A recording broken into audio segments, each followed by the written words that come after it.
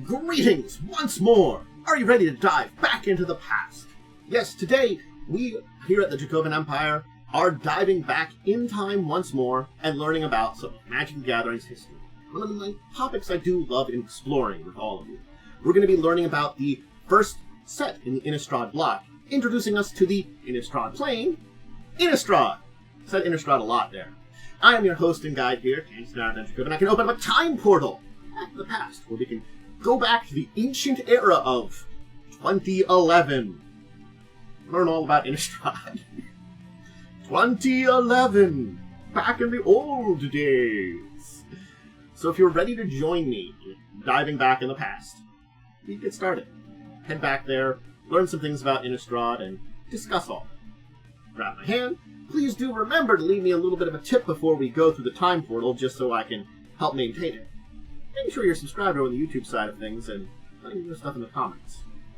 Big thumbs up there. Alright, time portal's open. Grab my hand, let's get going. Past awaits. So does Innistrad. How are you enjoying 2011? Please don't touch a lot. I don't want to try to undo any kind of horrible time paradoxes you might set up. Let's learn about the Innistrad block, though, shall we? And the start of it, Innistrad. So, what is Innistrad? Other than the first of its set, it was the 56th expansion released, and it was released in September 30th, 2011. So we have a kind of, like, time period that we know it was put out. It had a lot of interesting mechanics to talk about. And we first can take a look at its set symbol, which was supposed to be... It looks weird, but it's really supposed to be two outward-facing, overlapping, stylized herons. Herons, the bird, is supposed to be a pretty big part about some of the lore and stuff around Innistrad, so I can see it. It looks funky. Top designer here, Mark Rosewater, with the top developer, Eric Lauder, and Jeremy Jarvis continuing art direction during this time period. Is again, our introduction to the plane of Innistrad, which will be visited multiple times in the future. We had also the first true double-faced cards. Curses, Graveyard Matters, Human Matters, Flashback, Transformations, Fighting, Morbid. So many abilities and things that were introduced here. It was a 264-card set with 15 basic lands, 107 commons, 67 uncommons, 59 rares, and 16 mythic rares. It was codename Shake. And I hope you will be able to call out what the other two in the set would be. Rattle and roll. So, yes. Now, just to show off a card here and talk about it, this is Ghoulcaller's Chant, which had some of our Graveyard Matters in here, where you're getting a creature from your graveyard back to your hand, or returning 2 zombies. So that's the thing here. This was a top-down design. Flavor was incredibly important about molding mechanics to fit it. And that includes the symbol to everything. It was all about gothic horror, and a lot of the horror tropes. I'm not going to get into all, because there's a lot of it, trivia that's here. But I'll mention it a little bit here to begin with. There's a lot of trivia. I'll mention a few of them, talk a little bit about it. We'll get to it. So thematically, we're on the plane of Innistrad, we're dealing with Graveyard Matters, and we're also dealing with this kind of tribal kindred mechanic that's going on, with 5 made kindred/tribes being split over the allied colors in pairs. Spirits are one of them, which are primarily white and blue. And here's an important part about mentioning these tribal matters, these kindred matters, is that each of the colors has a thematic difference, where white are spirits of the ancestors coming back to aid the living. Blue are the malicious spirits going after them. And zombies, our second one. Black zombies are more shambling corpses, where blue zombies are more Frankenstein's monsters created by science. So, white and blue for spirits, black and blue for zombies. Vampires, black and red. Oh, I should talk about the cards that we had here with the Dearly Departed, which, as long as in your graveyard, your humans get a bonus. Hey, and the Army of the Damned, which, number 13, puts 13 zombies in the battlefield, tokens tap, or flashback and you can get again. In this case, one of our transformation cards, Bloodline Keeper, which taps to put a black vampire into play, or if you have 5 or more vampires, transforms into the more powerful Lord Lineage, which gives other vampires a bonus, and you can still tap it to put vampires into play. So, yeah, it's you start putting out vampires, you transform it, you get more vampires. In the case of this, black-colored vampires are the more regal, noble ones, while red-colored vampires are more ones that are giving into their base animalistic urges. Werewolves, which were in red and green. There's a green one. Again, they were also ones that had a lot of transforms. Daybake Ranger here had to do 2 damage to a creature with flying. And it had the werewolf ability that was across all the werewolves. And if you basically at the beginning of each upkeep, if no spells were cast last turn, it transforms. And if for the Nightfall Predator, which can fight a target creature, talk about fighting, dealing damage to each other based on their power. If basically 2 spells were cast since the last upkeep, it transforms. So you basically have to manage spells or keep track of spells being cast to tell when it transforms. It's a very interesting kind of mechanic for the werewolves. Green werewolves tends to be more natural werewolves that kind of try to hide in human society, where the red werewolves are the ones that kind of give in to the natural predator and hunt. Seems like that way for both red colored things. And finally, there was a human map. And humans, of course, were primarily in white and green. White being those of more religious kind of things connecting to this Abyssinian faith. In this case, I'm showing the priest here, which can tap a non-human creature for 1 colorless mana. It's a tapper creature. We've had tapper creatures in the past. This one just practically is non-human. And the green ones being more villagers, people of the wild, you know, shamans and kind of stuff like that. So there's just 2 sides to every group and every kind of tribe group. It's one of the main themes that are here. So, we have all our cards.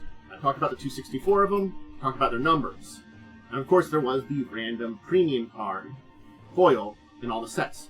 What's important here is there were 15 more cards in this set, making it a little bit larger than most of the large expansions. And why? These double-faced cards. They had a card frame on each side. So they needed a special way to be handled without sleeves. We'll talk about it. But it's also important to note that these 15 cards were on their own sheet. Meaning that in your pack of cards, you would not only get your normal cards.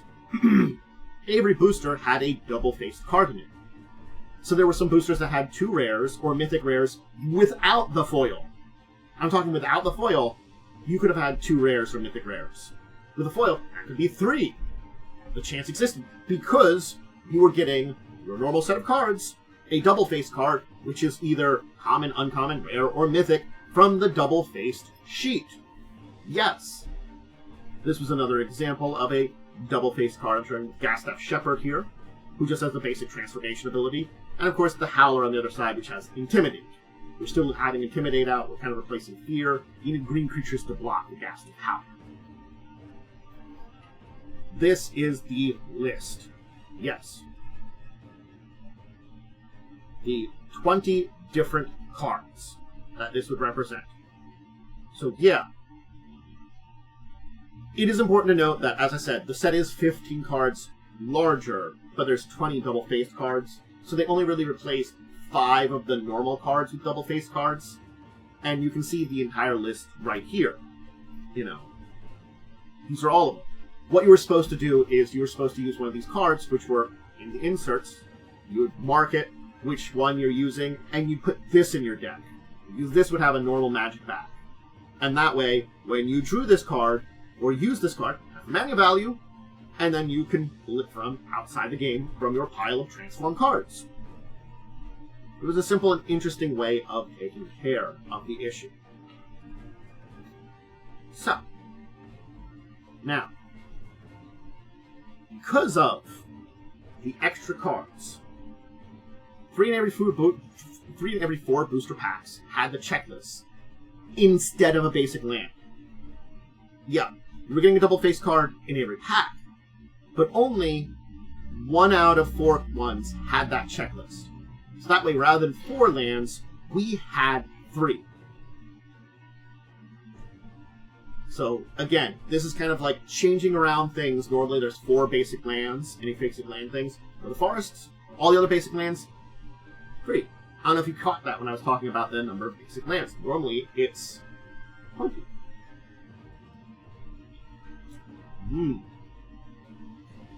Very interesting. The final thing is, and we're going to revisit Snapcaster Mage here, but this was the final card. That was invitational card. Snapcaster Mage was created by Tycho Chan. This was back in the time of the Magic Invitational cards, which were basically card winners and getting cards in there. There was one for Shards of Lara, Dissension, Ravnica, Mirrodin, Onslaught, Odyssey, etc., going back in time to Judgment. So there was a good number of these invitational cards. Tycho Chan's Snapcaster Mage was the final one that was ever made. So, very interesting there. And we will, again, revisit our good friend Snapcaster here, and talk about him as a card. But for now, yeah, interesting little history behind the card. Let's talk about Innistrad in general and the story and flavor of it. So, we got the story through the, basically, Savor the Flavor articles that were released, which were story-based articles that appeared on the dailymtg.com, and were written by members of the creative team of Magic the Gathering. That kind of dove into various things and story-related stuff.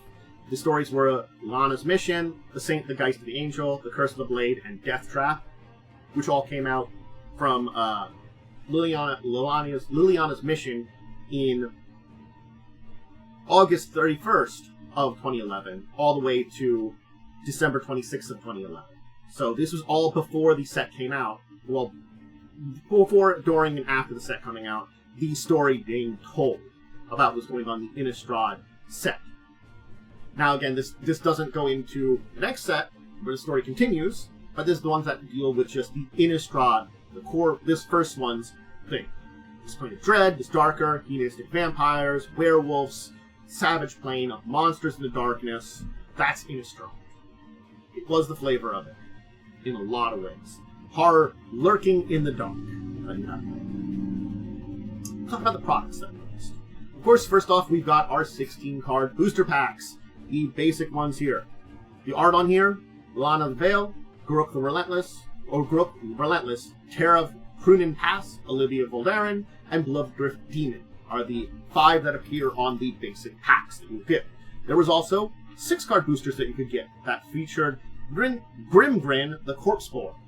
That was a 6-card pack there. We also had, of course, our 5 intro packs, which we'll talk about later on today. Our 2 event decks, again we'll talk about it, and our everybody's favorite, our Fat Pack, our bundle. I always love them, and all the material that you'd find within one of them. Interestingly enough, just a note, Innistrad was introduced in the way of an altered reality game. Now, unfortunately, I wasn't able to get a lot of bits of information on the existence of the altered reality game at this point in time. Try to look it up yourself. But the story basically leaked in the form of letters, journal entries, and in-world correspondence from it that set everything up for it. Talk about the basic promos that were released as part of the set. The pre-release was on September 24th and 25th of 2011. The pre-release card was a double-faced Mayor of Arbrook / Howpack Alpha. This one here is if it's a Mayor, it grabs bonuses to your humans. It has the Werewolf transformation, aka no spells cast last turn. And as Howpack Alpha, boosts your wolves and werewolves. And keep in mind that the human side of things counts as a werewolf. And at the beginning of your end step for the Howpack Alpha, you create a wolf token. And again, it transforms just like the other ways of doing it. For launch day, we had Ludwig's Text Subject. And again, it's a defender that puts hatchling counters on it for mana. If there's 5 or more, you transform it, and then say 13 trample lizard monster. So if you keep this little like 0/3 egg alive and spend a bunch of mana on it, yeah, you can turn it into a giant lizard monster. So that was our release card, of course, for the launch party. We also had a game day promo, which was a full art dirt graph ghoul, which is a battlefield tap for 1 mana 2/2. And of course, if you receive top 8 for game day, you would get a foil elite Inquisitor full art. That was a very cool one there. That was a first strike vigilance, protection for vampires, werewolves, and zombies for 2/2.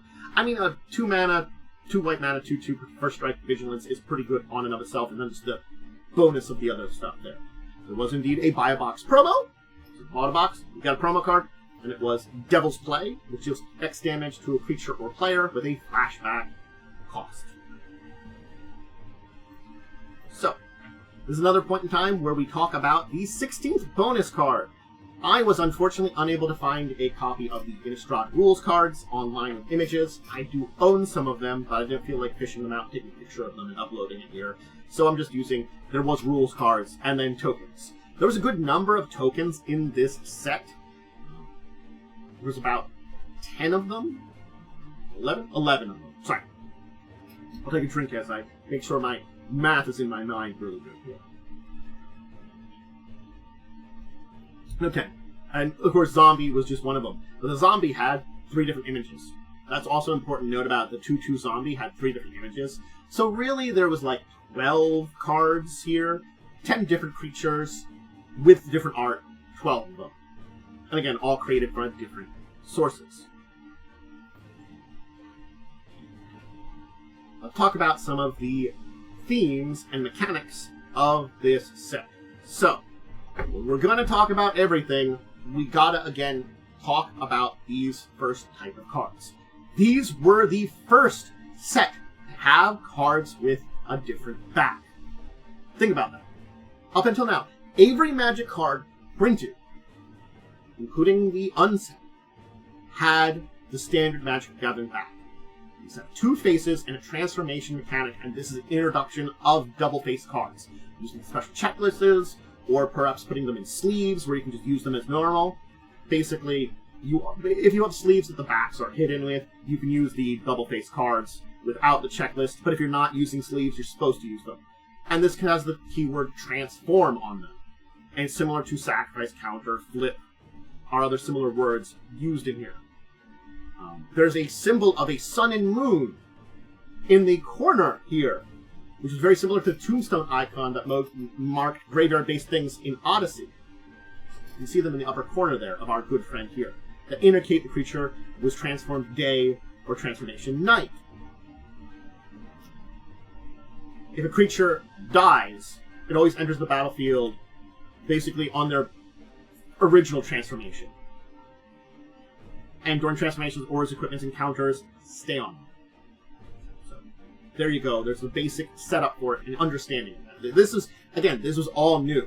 Instigator Gang here, attacking creatures gain a bonus, and it had the werewolf transformation, and attacking creatures get +0/+3, and it had trample. That's a pretty good werewolf here if you're doing like a werewolf deck. You start out with a little bonus here, and then it gets a big bonus if you can transform it. You know, +3/+0, and it's a trample creature, and its attacking creatures boost. Neat. These aren't the only things that kind of came into play. There was a new type of enchantment named Accurses. It was a subtype that was for enchantments. These were auras that enchanted players and had an effect. So you had it, basically it was an enchant player, but it's a curse. So it's a negative effect that you're basically supposed to be putting on another player here. In the case of Curse of Death's Hold, enchanted creatures, enchanted player have -1/-1. That's pretty neat. I put that on another player. We, of course, had Flashback coming back, originally printed in Odyssey, and then in Time Spiral. You Flashback here, tackling counterpart, where you make a token that's a copy of a creature, and you can flash it back and get another token. We also introduced a new keyword. Now, this is a mechanic that did exist. It existed in the card Arena and Tangrath Heirloom Hero. Fight. Creatures that fight each other deal damage equal to the power to each other. So this is a new word, a new keyword that's being introduced. Again, it's a mechanic that did exist, but we get a couple of cards. I showed one earlier, and this one, Prey Upon, basically target creature you control, fights a creature you don't control. Or sometimes you want fight mechanics that have you fight your own creatures. I want to kill my own thing. That will come in a little bit later with more fight stuff, but this is kind of our introduction to fight here. We also had Morbid showing up. This is another new kind of word we have. It's a new ability word, where a creature gets the benefit of another creature die the turn they enter the battlefield. This Morbid ability works very well in sacrificial decks, or decks that are very aggressive, where you want to get creatures killed. So, yeah, my creature got killed. I get a bonus. In case Caravan Vigil here, you can search your library for basic land, reveal it, put it in your hand, for just 1 mana. Or if it died, for 1 mana, a creature died, you get that land onto the battlefield for 1 mana. A pretty good mana ramp if you can get creatures to die. Now, along with the kindred/tribal mechanics that we had, we kind of had the vampires, zombies, werewolves, spirits, humans that give bonuses to each other and have abilities that work against other tribes, and a small theme of +1/+1 counters. I showed off with the bonus card earlier, the our good full art Elite Inquisitor, which was good against, other creatures. In the case here, hey, Bloodcrave's Neonate, which when deals combat damage to the player, gets a +1/+1 counter. So there was and it has the package turn, but yeah. Again, there was this theme of working with +1/+1 counters within the Kindred kind of stuff here. It's a small theme, and vampires particularly had it, but it was there dealing damage, beyond the anti-each other Kindred tribal stuff. We also had 13 sprinkled throughout Innistrad cards, with the, negative connotation about the number 13, the unluck of it. We have, Into the Maw of Hell, where you destroy land, and then it deals 13 damage to a creature. So it's I nuke a land and do 13 damage to something. So, it's 13. There's a reason behind the number. It's, it's a minor theme here, too. The minor theme that you can kind of talk about here is some equipment-based theme. These are equipment that's used by humans to fight the monsters. So you can see Butcher's Cleaver here, creature gets +3/+0, and as long as human, it has lifelink. This is one of those cards that's actually pretty much, I can point out, one of the main, strictly worst cards. Cough, Luxodon Warhammer, which is just better than this one, and costs the same. But in this case, it does show off the theming of, hey, give this to a human, it's a human's weapon, it gets a human bonus here, too. We have the return of two Planeswalkers, Liliana and Garruk, both in new cards. Liliana got Liliana of the Veil. Hey, I'll probably mention her a little bit more about her later, but we can talk about what her card does here, causing each player to discard a card, causing a player to sacrifice a card, or basically halving all the permanents a player controls. For -6, separate all permanents target players control, they sacrifice all permanents in the pile of their choice. So you separate their permanents, they get to keep half of them. Now again, whatever piles you put it in, might be more than half. You might put their one big, really mean creature in one pile, and everything else in the other one. You have to judge where you want the 2 piles to go. It's kind of mean in a lot of ways. And then another interesting fact is with Garruk coming back, he was in Garruk Relentless, a double-faced card, and the first Planeswalker ability with 5 loyalty abilities. And this was also the first card with a continuous trigger ability, and the first green-black Planeswalker. So we have a lot of firsts with Garruk here, where he starts as green and transforms into black. Technically green-black, but yeah. So, when he has 2 or fewer loyalty counters, he transforms, but he does 3 damage to target creature. That creature does damage equal to his power to him. Or you put a wolf on the battlefield. Both for 0. So basically, you want to damage him. You want him to do 3 damage to something and take only maybe 1 damage. Or just use it to put wolves in the battlefield, which is relentless. And then he becomes the Veil Cursed, where he's got 3 new abilities, where he can tick up from his 2 or less. Because remember, if you're transforming him, he has to have 2 or fewer cards. Tick up to get a 1/1 black wolf creature with Duff Touch. -1 to sacrifice creature. To search for a creature card, put in your hand. Or to -1 to give all your creatures trample and +X/+X, or X number of creatures in your graveyard. So he's got some graveyard matters when he's Veil Cursed. An interesting kind of evolution of Garruk. Now, there were cycles here. There were 5 main cycles that we can talk about. There's going to be a little bit more we're going to talk about in the cycles here, but we're probably going to hold it off for another set this block. First was rare flashback cards. They're basically rare cards, 1 of each color, that had a flashback cost. Yeah, cool. Creeping Renaissance here. You choose a permanent type, return all cards of that type from your graveyard to your hand. Hey, I'm playing a big enchantment deck, I get all my enchantments back. I'm playing a creature deck, I get my creatures deck, etc., etc. And you can do it a second time. We also had an allied flashback cards. These were common spells that have flashback cost of the next color of the color wheel. In this case, hey, Ancient Grudge, which destroys an artifact, or you can flash it back for a green to also destroy an artifact if it goes from red to green. Hey, next color in the wheel. We had enemy flashback cards. So it's still another color. But these are uncommon ones that involve the enemy colors 2 slots earlier in the color wheel. So we're going backwards in the color wheel to the 2 slots that way rather than 2 slots the other direction.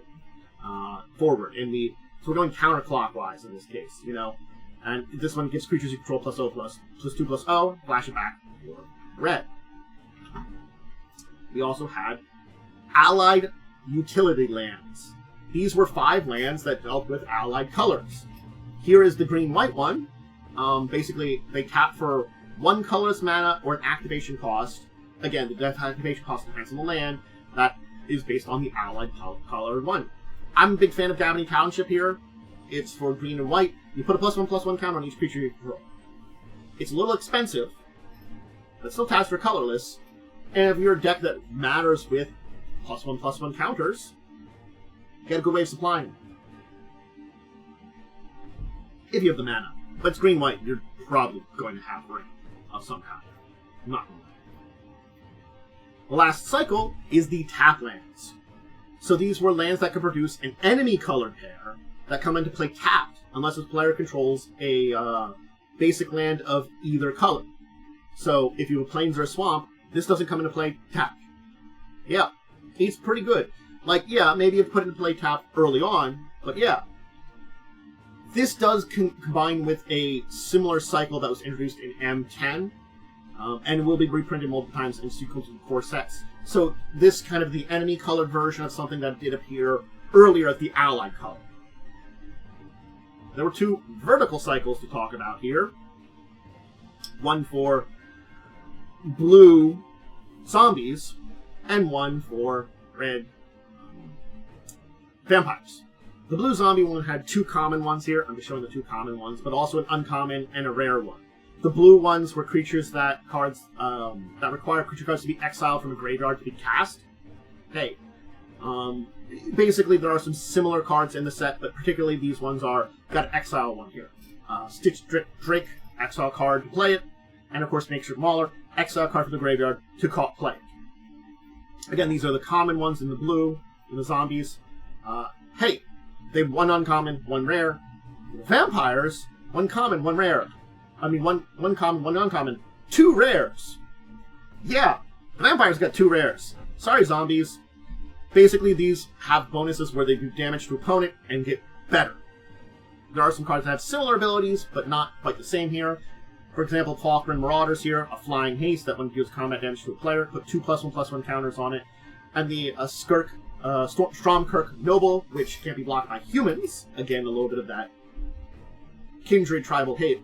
And when it deals combat damage to a player, you put 1 on it. For 1/1, not bad. It keeps ramping up there.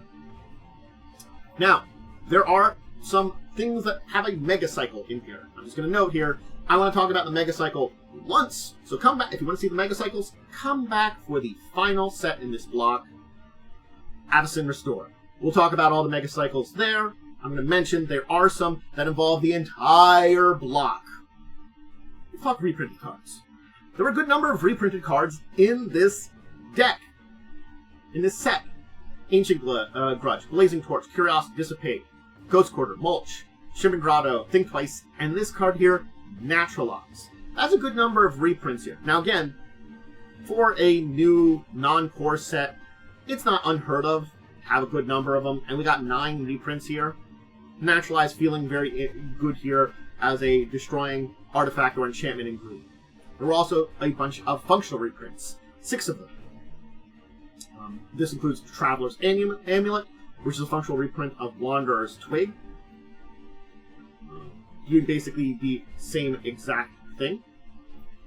The other ones were Moon Heron for Snapping Trait, Riot Devils for Minotaur Warrior, Rotting Fen Snake for Dross Crocodile, for Bran Purebloods for Siege Mastodon, and Voiceless Spirit Pegasus Charger. They were reprints, they were functional, none of them were very fancy, so I never really dive into them too much. There were 2 color shift cards that we can talk about, and I'm going to show off these. Purify the Grave, which is a color shift version of Off and Purge, both of them exile card from a graveyard with flashback, and of course, Stony Silence, interestingly enough, a colored card for an artifact, for Null Rod. So active abilities of artifacts can't be activated. We had an artifact version of doing the exact same thing, now we got it in white. Which does feel a little bit more appropriate than the artifact nullifying artifacts, but whatever. It happens. Now there are some other comparisons. We can talk about some, functional some better cards and things like that, but this kind of hits on a lot of the important, strictly better cards, near reprints and stuff like that. But this is a very good point to be with here. Now, before we move on from these 2 cards here, I do want to talk for a moment, just a moment, about trivia in this one. I'm just going to mention it for a moment because there's a lot. Basically, there's a lot of themes about things. Things mentioned that go into werewolf lore, vampire lore, things that show off things like Dr. Jekyll and Mr. Hyde, the Invisible Man, the Fly, that are 13 being big things. Things that reference poems like the Raven, various things dealing with alchemy, basically dealing with various lore based on things like Frankenstein, stuff like that. Basically, the entire set, let's move on to the next card, is a love letter to a lot of certain types of horror. A lot of classical horror. A lot of, old Frankenstein, Dracula, werewolf, universal monster level horror. And a lot of those old stories and the original stories they come from. So very, very classic horror is Innistrad. And there are so many things that mention it. I didn't want to dive into too much of it. But basically, yes, there's a huge bit of trivia here. That could be like an episode on its own. And, it's a fun thing to talk about. I didn't necessarily take up too much time today talking. But there is places where you can look up all the neat trivia that deals with a lot of these cards. If you want things like get something like Fly or all those other kind of things.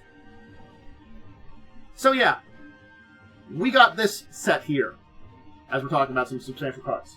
And there's another one of those enemy color ones that come into play tapped unless you have the 2 lands. These helped out a lot in Standard, and actually, they have been surpassed in Modern and Pioneer by stronger lands at this point in time. But they did do a lot of good fixing in Standard at the time that they came out with, so they were very helpful for a lot of mana fixing, and had some place for quite a while. Again, they kind of have faded from stuff nowadays, which makes a lot of sense. Blasphemous Act. Good old Blasphemous Act, nuking everything.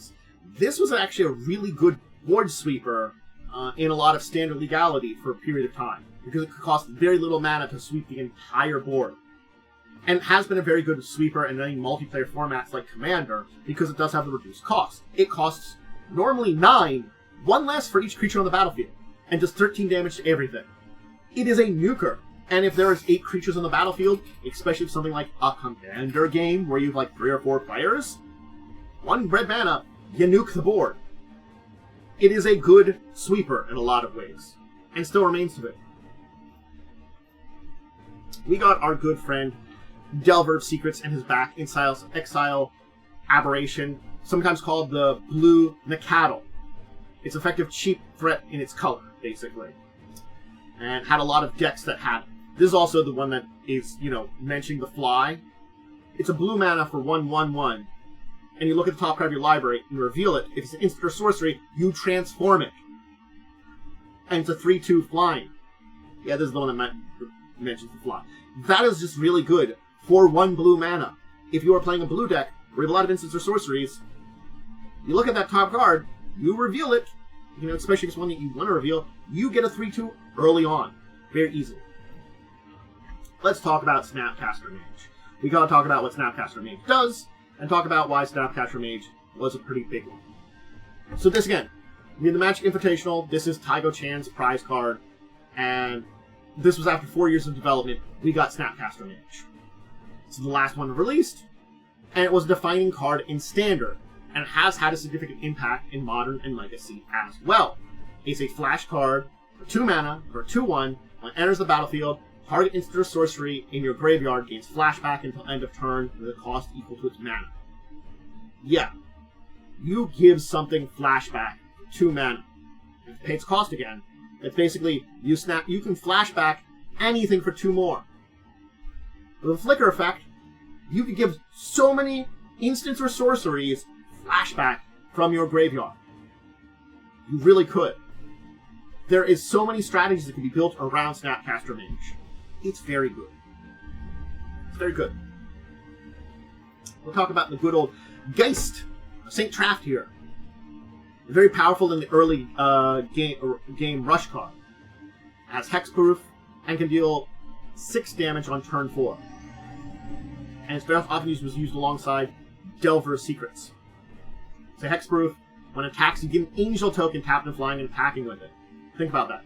You have to exile that token.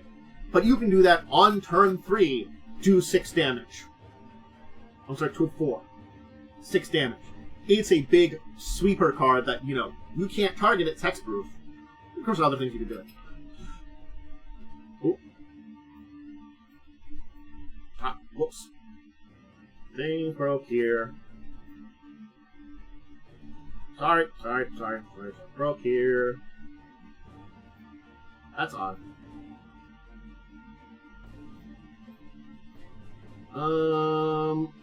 I love how things have been breaking recently.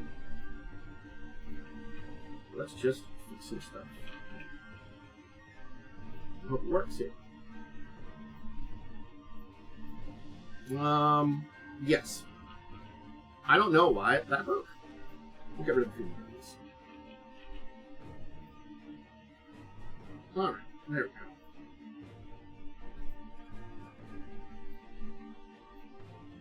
Good enough.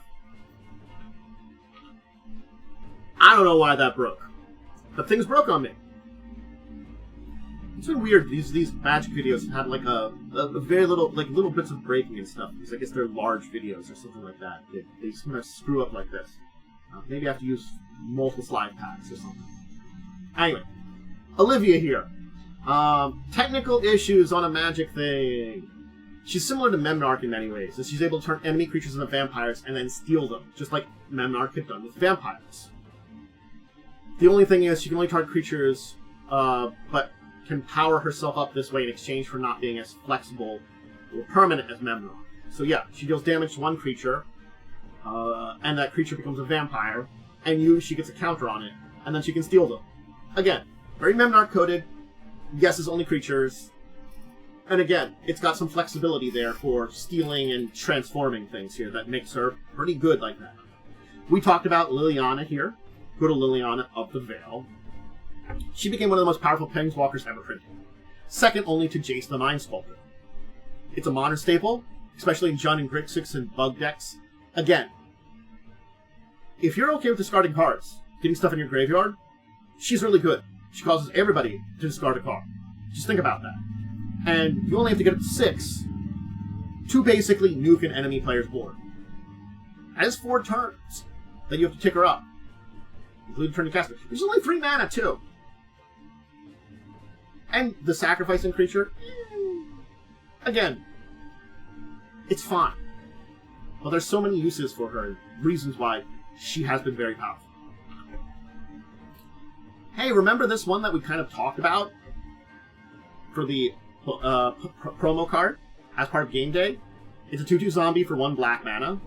And there's been a lot of various play and cards that have been dealt similar to this that are the 1 mana 2/2s that have a downside. In this case, enters the battlefield tapped. That's basically used in things where you sacrifice this. Laboratory Maniac. An alt win condition. If you draw a card and your library has no cards, you win the game. This is in a deck, I have it in a deck, a blue deck, where the point of the deck is more likely than to be kind of a dick blue deck, to draw out my deck and have a Laboratory Maniac out. Possibly also get infinite turns, but, Yeah, I draw my deck. Oh, I win the game instead. We have a Vassian Pilgrim. It's a 1-mana dork that does an off-color. There's been some like this, but it had a lot of standard uses. Again, it's probably not as useful nowadays because it's a green that perhaps produces a white. But yeah. Invisible Stalker. A hexproof 1/1 for pretty damn cheap there. That's unblockable for 2 mana. Yeah. It's an evasive card that has been in a lot of modern decks for years. For years. Giving it things like Infect and other abilities. There have been many decks in Modern that have used Invisible Stalker because it's hexproof and unblockable. Krieg's Wolf Run. Hey, one of the lands I talked about, similar to the +1/+1 counter one. Target creature plus X+1 gains trample into end of turn. Big boost there. There was a lot of green-red aggro decks in Standard that use this. And there are certain decks in Modern that still use this. Past in Flames has been a powerful enabler in Modern Legacy Storm decks, because of the ability to recast it and basically get extra stuff. Basically, each instant or sorcery in your graveyard has flashback until end of turn, with a flashback equal to its mana cost, and it can flashback. You basically cast a bunch of really cheap spells, give them flashback, cast those cheap spells again, and you do a really big storm. Yeah, you need a bunch of mana, but you set up for it. Unburial Rites. They're unburial. It's basically one of the strongest reanimator spells in Modern. A convenient graveyard mode that works particularly well in decks that plan to mill themselves. You return a creature card from your graveyard to the battlefield. Nothing else. Quick, simple. It is 5 mana. But yes, you are getting something back. For reanimation, great. And again, it has a flashback cost. White. Black-white reanimator deck. Boom. Fiend Hunter. It was one of the first creatures to be given a basically Oblivion Ring effect, similar to a much older Faceless Butcher, and had a lot of heavy play in Standard, and had some success in early days of Modern. Not as much nowadays, but basically you exile a creature when it leaves and return it when it goes. The Oblivion Ring effect. Champion of the Parish, our good friend here, proved to be very powerful for human decks that were originally created in Standard, and actually had some powerful play in modern human decks that came about afterwards. Because again, when another human enters the battlefield under control, it gets a +1/+1 counter. Play human theme, it gets bigger. Hey, remember that Stony Silence we talked about? Yeah. Basically, it was a powerful sideboard card.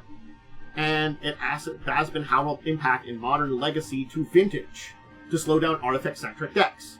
Again, it's been a sideboard card, but yeah, if I'm playing white, and I'm playing someone that's in artifact deck, in Modern or Legacy, or Vintage, I'll throw this in there.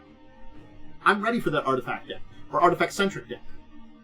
Have a playset of these. I'm slipping into my deck. Prey Upon. It was the first green spell to use the new fight mechanic. And it has been reprinted a lot since then, because it's a simple and easy removal spell. I can get rid of one of mine. Basically, I can create something that is big and mean and has great power, or something that is just a little bit bigger to remove something smaller. You know, it has so many uses as a removal spell.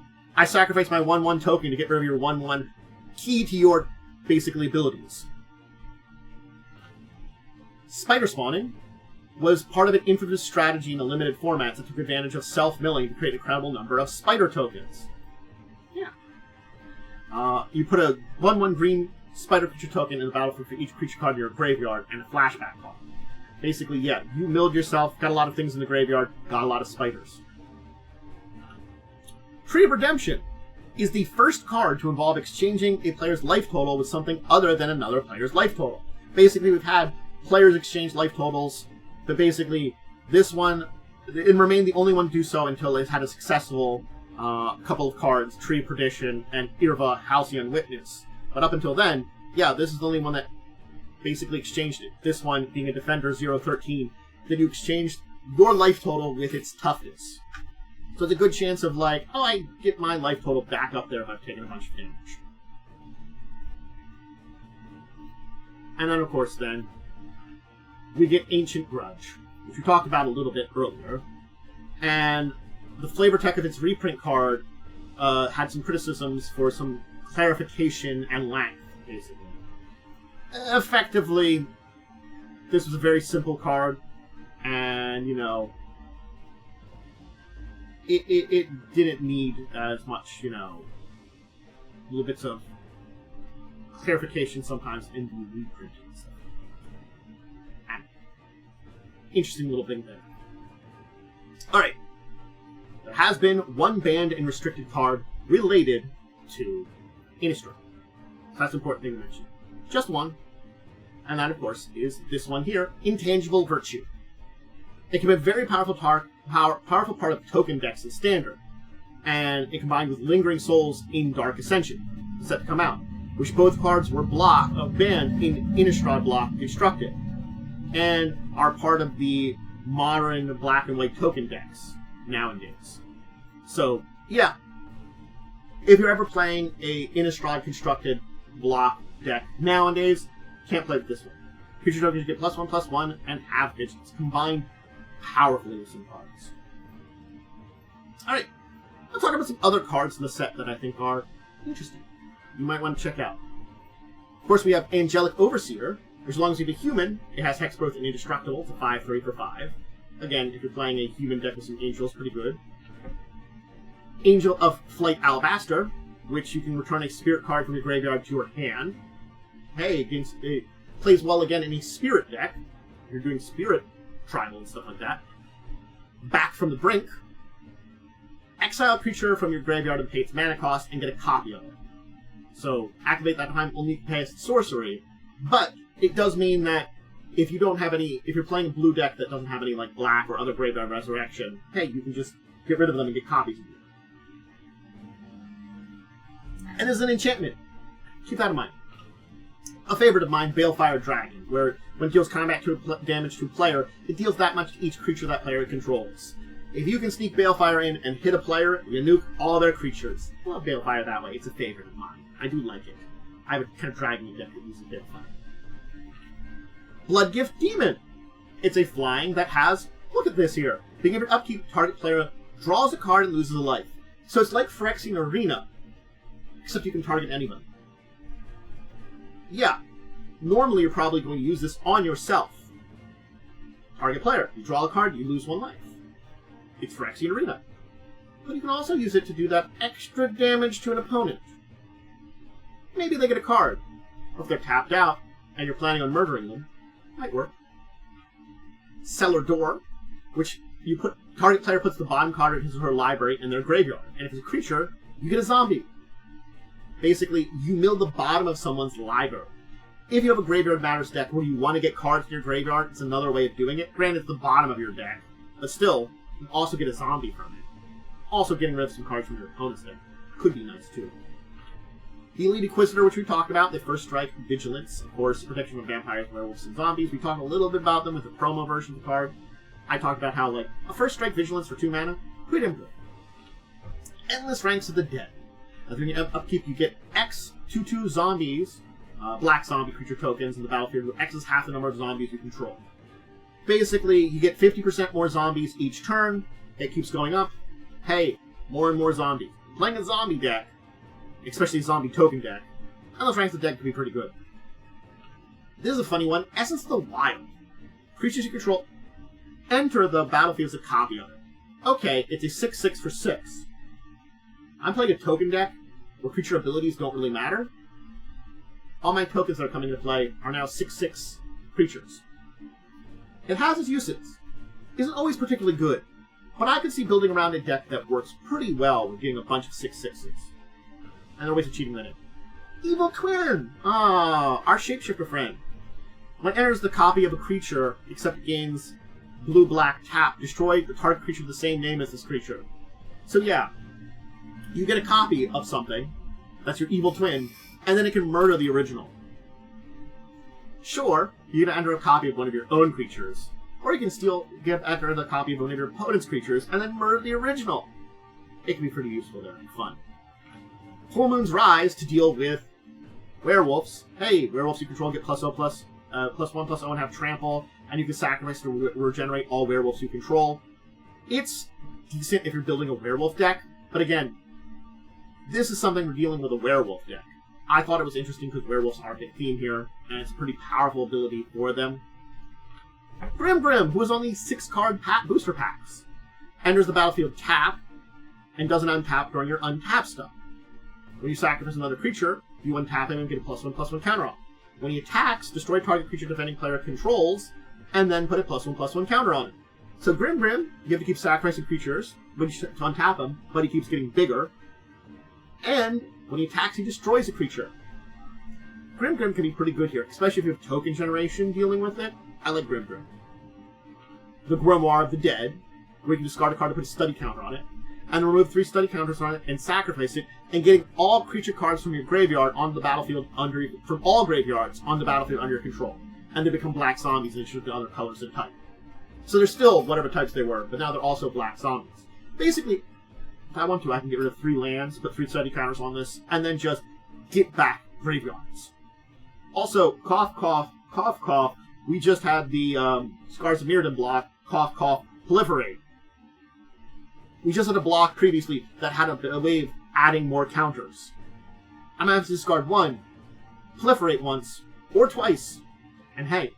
And it was an Artifact Matters deck. There's some great ways to use the Grimoire. Another werewolf, the Kurin Outlaw. It's a first strike 2/2 that transforms into a double strike 3/3 that can't be blocked except by 2 or more creatures. It's got Menace. Before it was called Menace. I like this as a big... It can be a pretty powerful one. Again, it's got double strike, which is pretty powerful. Machias the Lunarch. Machias isn't particularly super strong, but I do like Machias in a lot of things, and I do have him in a deck. I never removed him from it. And he has some uses. He's an X1. He enters with X +1/+1 counters. Then you can tap put counters on him. He gets bigger. The big thing I like about him is, if you're using a +1/+1 counter deck, you can remove a +1/+1 counter from him and put a +1/+1 counter on each other creature you control. There's some good combos that can be made with him. Is he particularly good? He's decent. But you have to build around him. Parallel Lives. It's half of Doubling Season.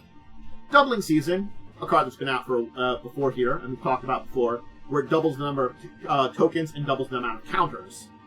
This one doubles the amount of tokens that put in the battlefield. Again, you could play with both Parallel Lives and Doubling Seasons, but again, this one is just great for token decks. You get twice the number of tokens you would. Reaper of the Abyss, which is a flying and has a morbid ability. At the beginning of each end step, if a creature died this turn, destroy target non-demon creature. Guess what? This is great in any deck where you sacrifice things. I sacrificed a creature. Did I have Grave Pact out? I sacrificed a creature, so you had to sacrifice a creature. Now I kill a non-demon creature at my end step. So it does have some use.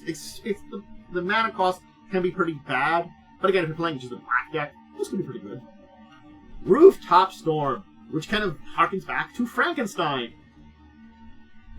You may pay 0 rather than pay the mana cost of zombie creature spells you cast. All my zombies are free. If you're talking a blue-black deck, get this out. You make your zombie creature spells free.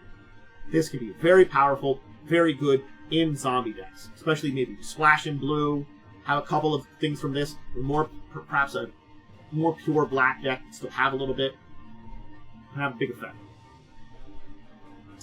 Runic Repetition. Return target exile card with flashback you own to your hand. I'm getting back an exile card.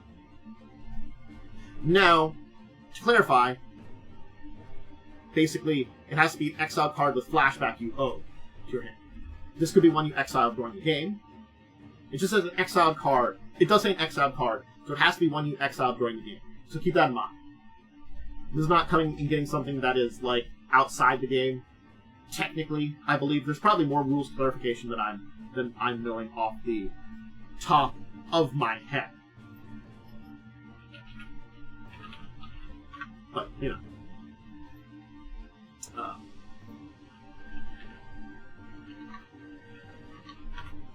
I'll take a drink here. And the card could have been exiled for any reason, not just using flashback.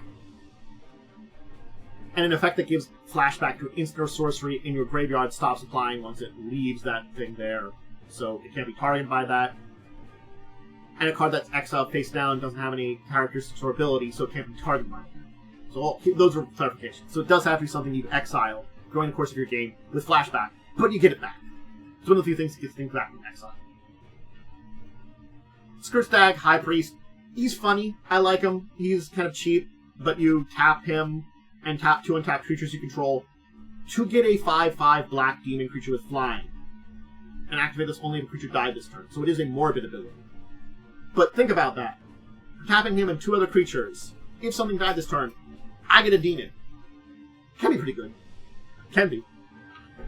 Undead Alchemist. If a zombie you control would deal combat damage to a player, instead you put that many cards from the top of his or her library in her graveyard. Whenever a creature card is put into an opponent's graveyard from his or her library, you exile it, and then you put a black zombie creature in the battlefield instead. So not only are your zombies now dealing mill damage to your opponent, they are exiling the creatures from there.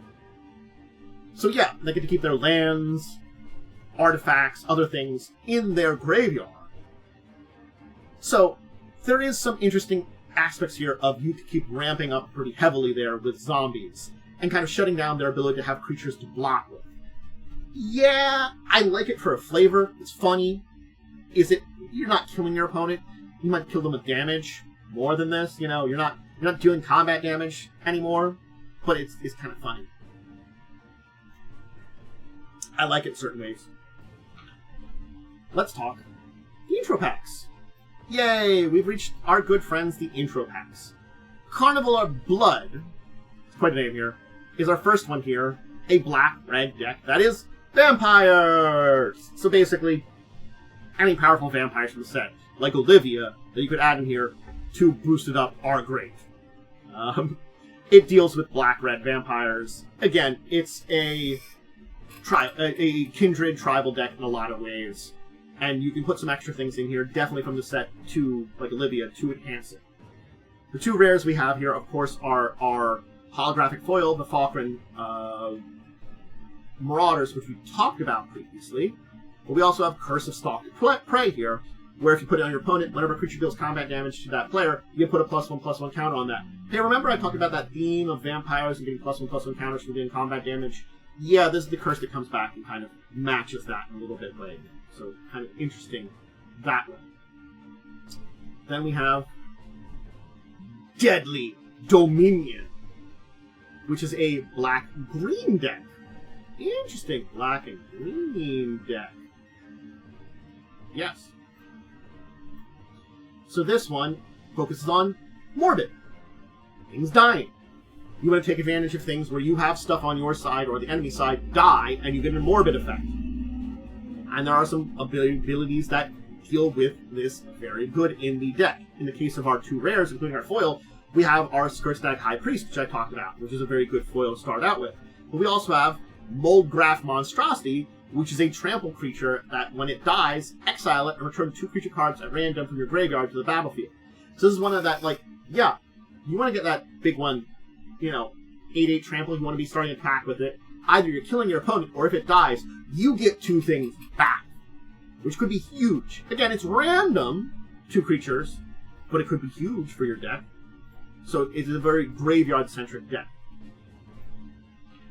Eldritch Onslaught is a blue-red deck that deals with flashback.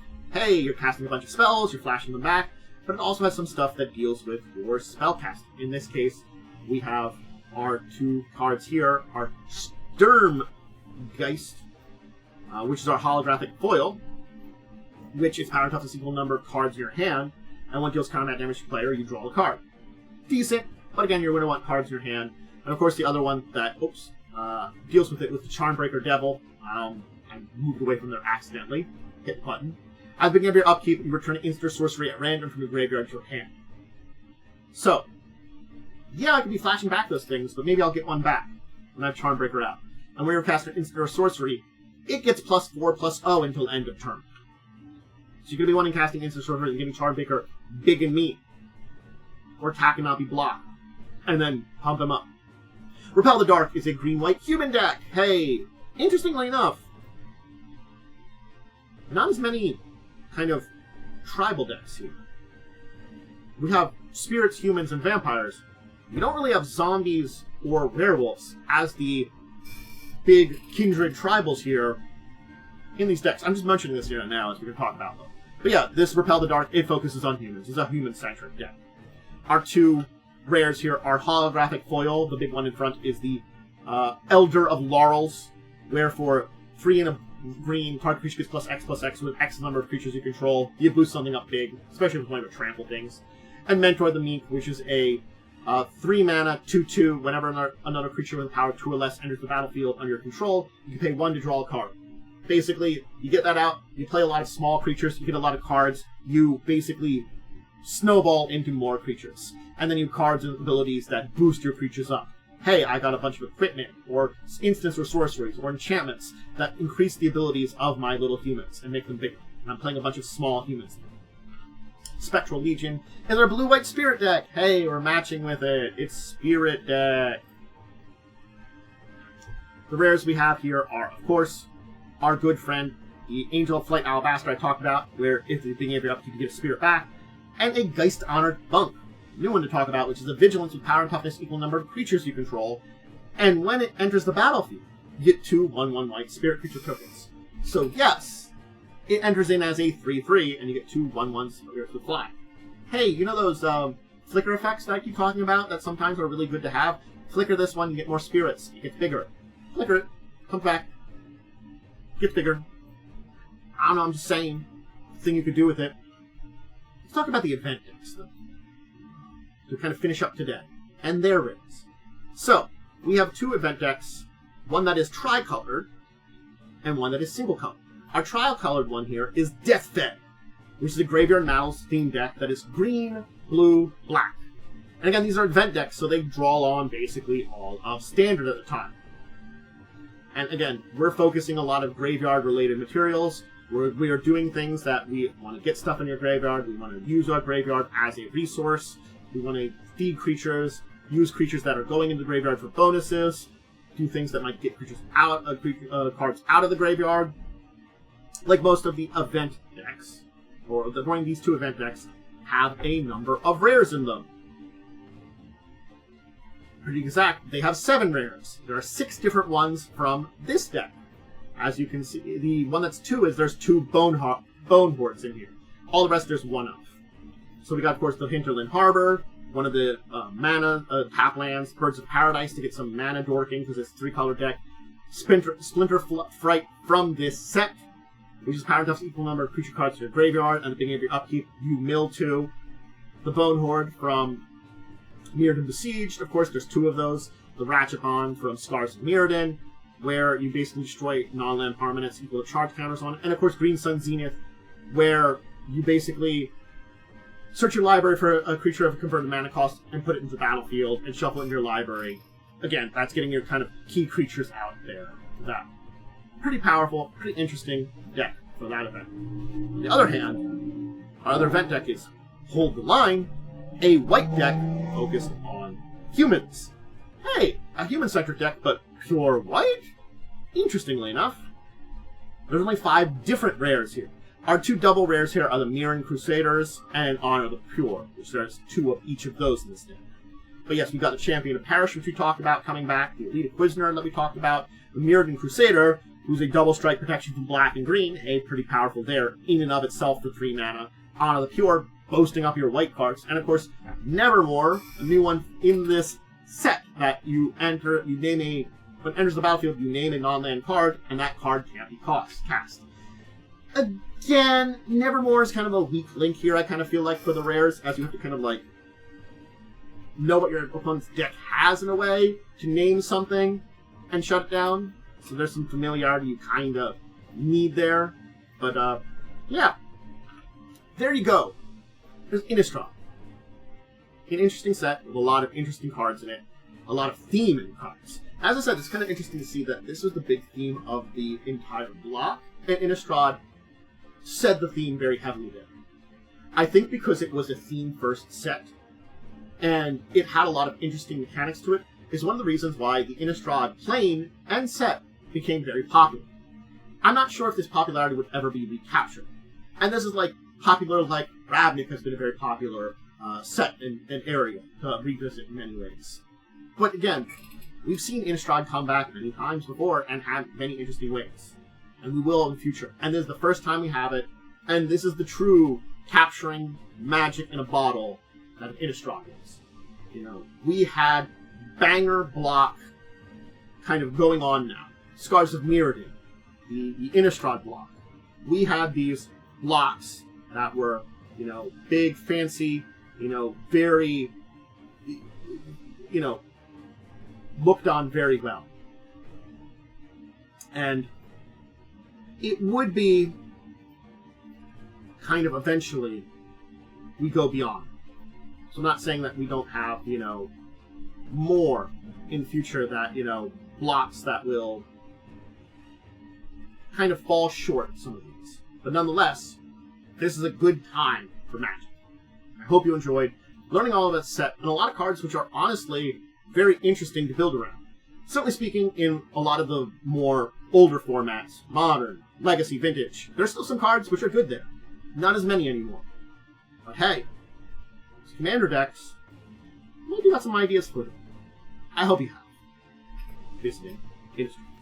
That'll be for today. Please continue to support me here at the channel. Remember to check me out either if I'm live over on Twitch, or if you can't join me live, always join over on the YouTube side. But if you are on the YouTube side, or even if you're joining on Twitch side, please make sure to go over and check out YouTube. Give a little subscribe there. That's the big thing you can support there. And let me know if you have any experience with Innistrad, the set, block, playing, in the comments below. Let me know your experience with those. I was around during the original release of this, so I kind of got to enjoy the release of this set.